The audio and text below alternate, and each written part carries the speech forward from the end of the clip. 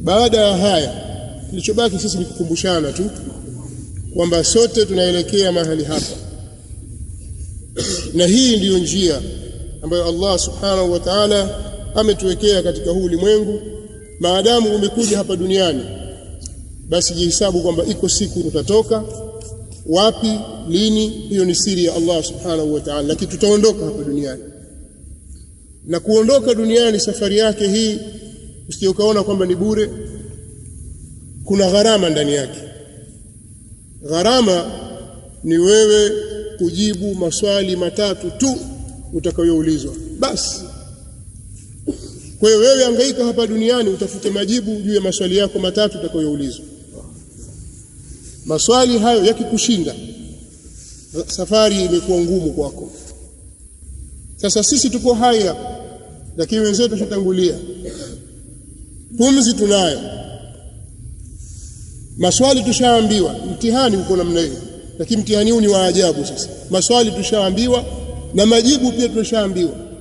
Ni sisi kuyahifadhi na kuyafanyia kazi majibu haya ili iwe sahali kwetu tutakapoulizwa tujibu. Kila mmoja akikaa hapa ataulizwa kuhusu Mola wake Allah subhanahu wa ta'ala. Wewe wamjuaje huyu Mola wako? Nani Mola wako wewe? Muelezee. Yani sasa hivi hapa ukitoa madaftari au makaratasi kwa watu wote waliohudhuria na kalamu, kila mmoja amuelezee Mola wake yeye. Allah ni nani? Man rabbuk? Jambo la ajabu, kuna watu watafeli. Swali la kwanza watakuwa wamefeli, hawezi kujibu, hawezi kusema man rabbuk. Man rabbuk, mtu hajui. Unatakiwa mueleze Allah subhanahu wa ta'ala yeye ni nani. Sasa kama huwezi, fursa unayo, umeshindwa kuitumia, safari itakuwa ngumu sana.